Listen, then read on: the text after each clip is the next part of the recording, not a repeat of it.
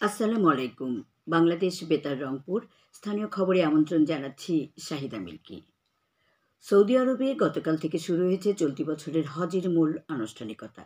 ধর্মপ্রাণ মুসলমানরা আজ ফজরের নামাজ আদায় করে মিনা থেকে আরাফাতের ময়দানে গেছেন এবং সেখানে মসজিদে নামিরা থেকে হজের খুতবা শুনছেন। এখানে তারা সূর্য অস্ত পর্যন্ত অবস্থান করবেন।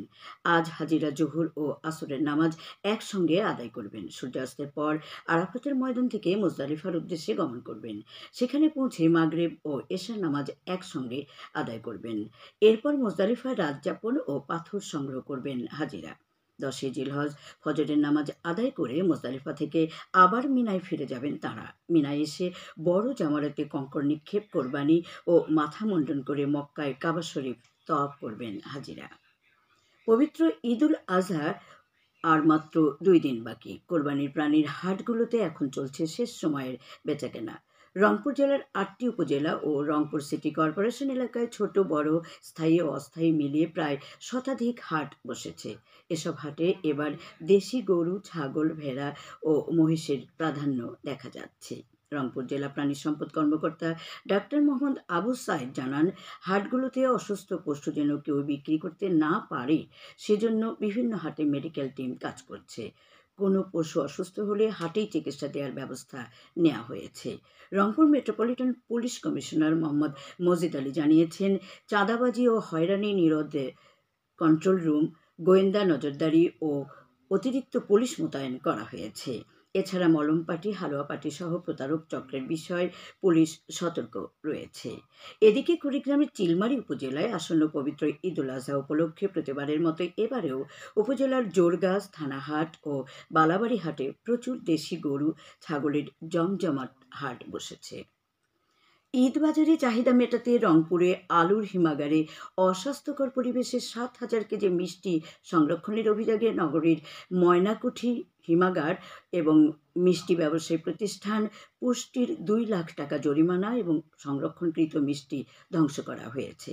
গতরাতে গোপন তথ্যের ভিত্তিতে সেনাবাহিনী এই অভিযান পরিচালনা করে। এ সময় ভ্রাম্যমাণ আদালত পুষ্টি এবং ময়নাকুঠি হিমাগারকে 1 লাখ করে টাকা জরিমানা করে।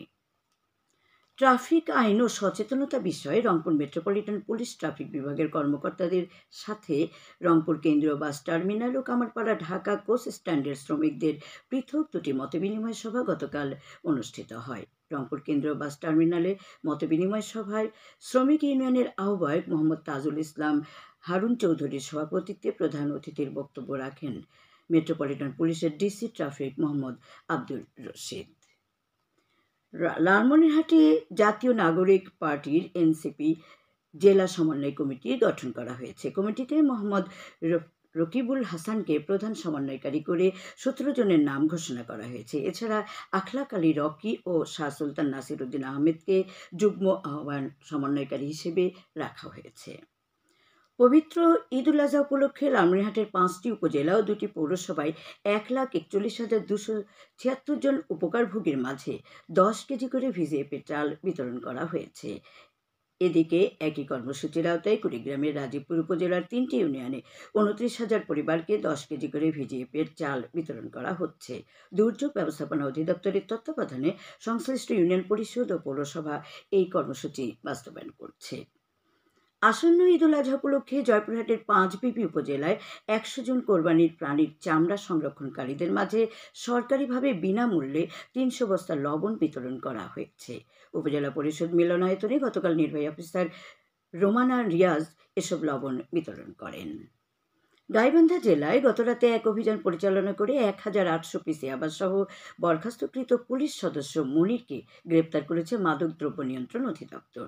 পরে আটক মনিরকে সদর থানা পুলিশের নিকট হস্তান্তর করা হয়। আজ তাকে আদালতের মাধ্যমে কারাগারে প্রেরণ করা হয়েছে। কুড়িগ্রামের রাজীবপুর থানা পুলিশ মাদক বিরোধী অভিযানে গতকাল উপজেলার বালিয়ামারী মণ্ডলপাড়া গ্রামে শরাফত আলী নামে এক গাঁজা চাষিকে গ্রেপ্তার করেছে। পুলিশ জানিয়েছে, তার বাড়ি থেকে প্রায় 15 কেজি গাঁজা ও 34টি গাঁজার গাছ পাওয়া গেছে। আটককৃত ব্যক্তির বিরুদ্ধে মাদক দ্রব্য নিয়ন্ত্রণ আইনে একটি মামলা হয়েছে। সবশেষে আবহাওয়া। আজ সন্ধ্যে ৬টা পর্যন্ত পূর্বাভাসে বলা হয়েছে ময়মনসিংহ, ফরিদপুর, খুলনা, বরিশাল, পটুয়াখালী, নোয়াখালী, কুমিল্লা, চট্টগ্রাম, কক্সবাজার ও সিলেট অঞ্চলের উপর দিয়ে দক্ষিণ পূর্ব দিক থেকে অস্থায়ীভাবে ঘন্টায় ৪৫ থেকে ৬০ কিলোমিটার বেগে দমকা থেকে ঝোড়ো হাওয়া বয়ে যেতে পারে। সেই সাথে বৃষ্টি অথবা বজ্রসহ বৃষ্টিপাতের সম্ভাবনা রয়েছে।